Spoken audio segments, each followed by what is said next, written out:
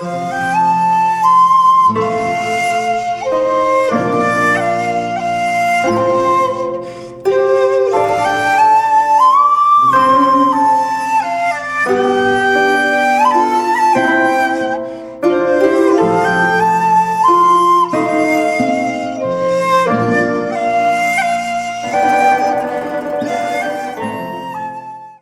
ఊరిలో రాముడు భీముడు అనే ఇద్దరు స్నేహితులు ఉండేవారు.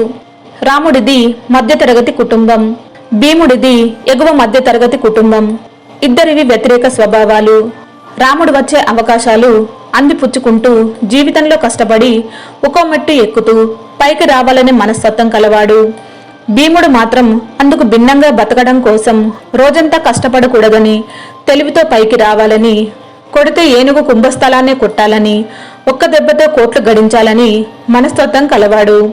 రోజు మంచం మీద పడుకుని ఎలా కష్టపడకుండా కోట్లు సంపాదించాలా అని ఊహల్లో తేలిపోతుండేవాడు. అయితే రాముడు పేదవాడు కావడం వలన రోజంతా రెక్కలు ముక్కలు చేసుకుని పైసా పైసా కూడబెట్టుకుంటూ భవిష్యత్తు మీద నమ్మకంతో ఉండేవాడు. రోజు సాయంత్రం ఇద్దరు మిత్రులు ఊరు చివర ఉన్న ఒక రాయి మీద కూర్చుని తమ అభిప్రాయాలు పంచుకునేవారు. అరే భీముడు, నీకు శుభవార్త చెప్పనా? నా పొలం కాపుకొచ్చిందిరా. పోయినటి కంటే ఈ ఏడెక్కువ పంట పండుద్ది. ఖర్చులకు పోను, కొన్ని డబ్బులు కూడా మిగులుతాయి. ఏం చక్క పొదుపు చేస్తా, వచ్చే ఏడు ఇంకా కష్టపడతా. అలా కూడబెట్టిన డబ్బుతో పొలం కౌలుకు తీసుకుంటారా? నాకింతటి కష్టపడే గుణాన్ని ఇచ్చినందుకు ఆ భగవంతుడికి సర్వదా రుణపడి ఉంటాను. ఓర్పిచ్చోడా, నీలాంటి వాళ్ళని మార్చడం ఎవరి తరం కాదు. జీవితం చాలా చిన్నదిరా. మహా బతికితే ఎంతకాలం బతుకుతాం? ఎంత చిన్న జీవితంలో కోట్లు కోట్లు సంపాదించేది ఎప్పుడు? కారులో తిరిగేది ఎప్పుడు? పెద్ద పెద్ద బంగ్లా కట్టుకునేది ఎప్పుడు? విమానాల్లో తిరిగేది ఎప్పుడు? ఇలా పైసా పైసా కూడబెడితే నువ్వు ముసలోడు అయ్యే వరకు మహా అయితే చిన్న గుడిసె కట్టుకుంటావేమో. అది కూడా నమ్మకం లేదురా. ఎందుకంటే మధ్యలో ఎన్నో ఖర్చులు, అనుకోకుండా వచ్చే ఆసుపత్రి ఇబ్బందులు, పిల్లగాళ్ళ చదువులు. ఇలా ఆలోచించు, నీకే అర్థమవుతుంది. రాముడు, నీ ఆలోచన చాలా తప్పు. నాలాగా ఆలోచించురా. కష్టపడటం మానేయ్. ఇప్పుడిప్పుడే నాకు మంచి ఆలోచనలు వస్తున్నాయి. కొడతా ఒక్క దెబ్బకే 100 కోట్లకు అధిపతినవుతాను. చూస్తూ ఉండు. అలా ఇద్దరు మిత్రులు ఒకరి అభిప్రాయం మరొకరు చెప్పుకునేవారు. అయితే రాముడు భీముడు ఆలోచన తప్పు అని, కష్టపడి పనిచేయాలని చెప్పేవాడు. దానికి భీముడు నీది తప్పు ఆలోచన, తెల్లవారేసరికి కోట్లు సంపాదించాలని వాదించేవాడు. అలా మాట్లాడుకుని చివరకు ఎవరింటికి వారు వెళ్లిపోయేవారు. యారో భీముడు, ఈ మధ్య ఊళ్ళో కనపడటం లేదరా. అసలేం పని చేస్తున్నావు? ఏమన్నా కొలులో కుదిరినా ఏంది? కుదిరే ఉంటావులే. ఏదో పని లేకపోతే ఎట్టా మరి? నెలకి ఏపాటు జీతం ఇస్తున్నారేంది? నేనా? ఏం పని చేయట్లేదు బాబాయ్. తిని మంచం మీద పడుకొని లక్షల కోట్లు ఎలా సంపాదించాలని ప్రణాళికలు వేస్తున్నా బాబాయ్. మంచి ఉపాయాలున్నాయిలే. త్వరలో నేను కోటీశ్వరుని అవుతున్నా. అప్పుడు నీకు కూడా 1 లక్ష రూపాయలు ఉచితంగా ఇస్తాలే. ఏందే, పని పాట లేకుండా ముప్పొద్దులా తిని పడుకుంటున్నావా? లక్షల కోట్లు వస్తాయా? ఇది బాగానే ఉందిగా. అవును రే, యాడ్ నుంచి వస్తాయరా లక్షల కోట్లు? నీటి కిటికీలోంచి వస్తాయా లేకపోతే మబ్బులోంచి వస్తాయా? ఏమన్నా ఇంటిపై నుంచి రాలి పడతాయి అనుకున్నావా? ఇది మరి చిత్రంగా ఉందిగా. పొద్దున్న దాకా అల్లు లచ్చన అంటూ కట్టపడితే గాని ముద్ద రోట్లకు రావట్లేదా?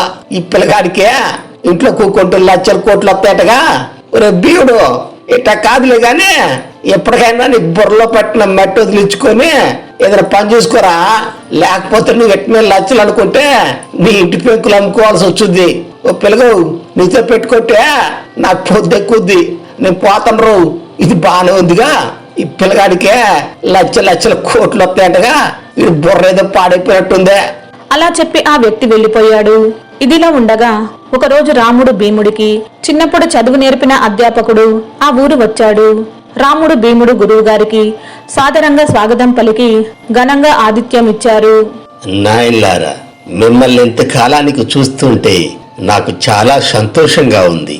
చూడబోతే ఇద్దరు జీవితం గురించి తెలుసుకొని స్థిరపడి ఉంటారు. నాయన రాముడు, ఇప్పుడు నువ్వు ఏం చేస్తున్నావు? గురువుగారు అలా అడిగేసరికి రాముడు చాలా సంతోషించి సొంతంగా వ్యవసాయం చేస్తున్నానని, కొద్దిగా డబ్బు కూడా పెడుతున్నానని, వచ్చే సంవత్సరం ఇంకొంత పొలాన్ని కౌలు తీసుకునే ఆలోచనలు ఉందని చెప్పాడు. దానికి గురువుగారు రాముడిని మెచ్చుకుని, మరి నువ్వేం చేస్తున్నావు నాయనా అని భీముడిని అడిగాడు. ప్రస్తుతానికి ఏం పని చేయటం లేదు గురుగారు. నాకు రాముడిలా రెక్కల ముక్కలు చేసుకొని కష్టపడటం ఇష్టం లేదు గురువుగారు. నా ఆలోచన అంతా కోట్లు సంపాదించాలని ఉంది. ఇంట్లో కూర్చొనే ఎలాగైనా సంపాదించి తీరుతాను. నా దగ్గర 2-3 మంచి ఉపాయాలున్నాయి గురువుగారు.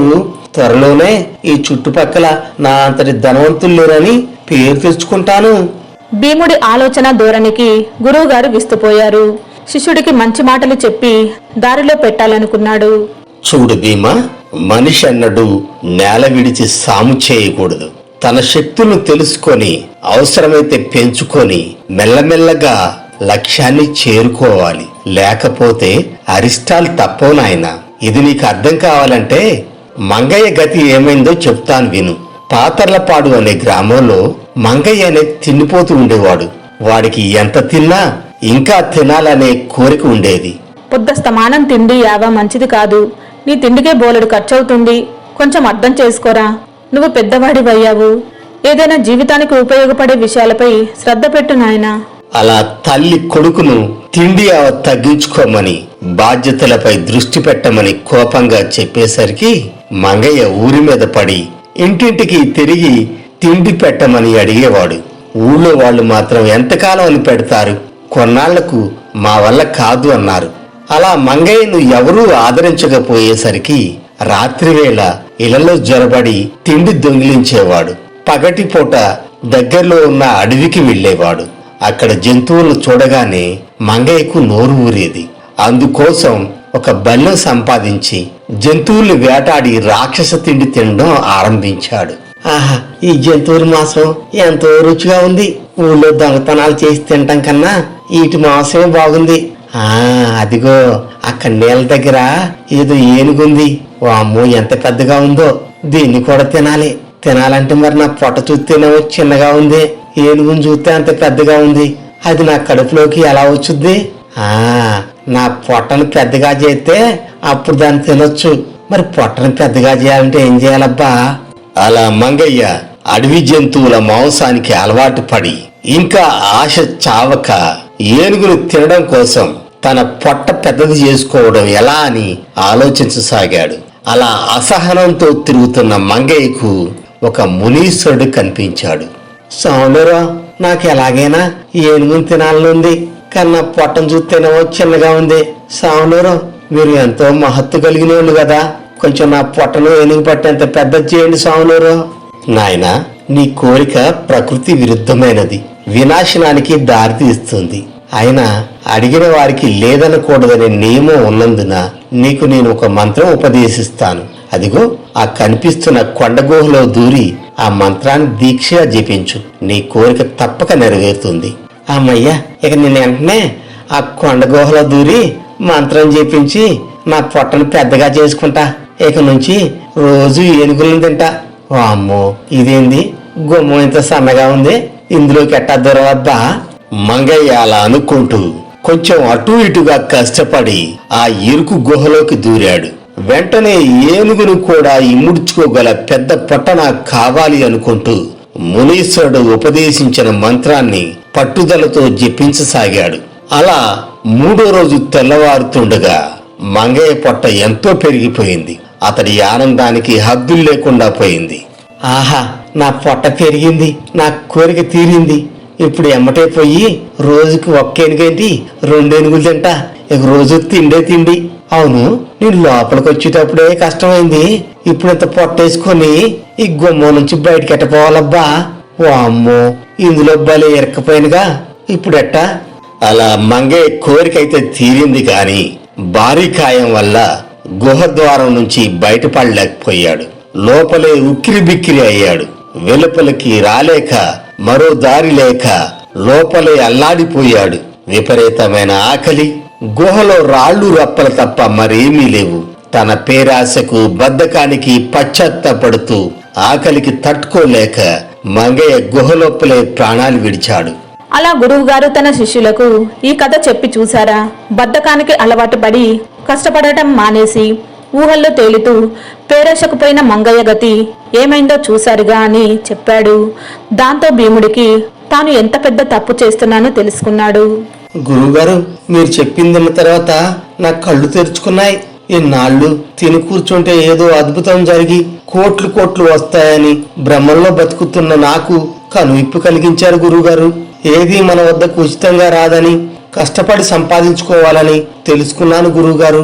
రాముడు, రేపటి నుంచి నేను కూడా నీలాగే కష్టపడి నా లక్ష్యాన్ని ఛేదిస్తా. అలా ఆ రోజు నుంచి భీముడు పూర్తిగా మారిపోయాడు. పొద్దున్నే లేస్తున్నాడు. తల్లిదండ్రులకు పనిలో సహాయపడుతూ రాముడితో పాటుగా తమ పొలానికి వెళ్లి దగ్గరుండి అన్ని చూసుకుంటూ తాను కష్టపడుతూ అంచెలంచెలుగా రాముడు భీముడు ఆ ఊళ్ళో గొప్ప వ్యవసాయదారులయ్యారు.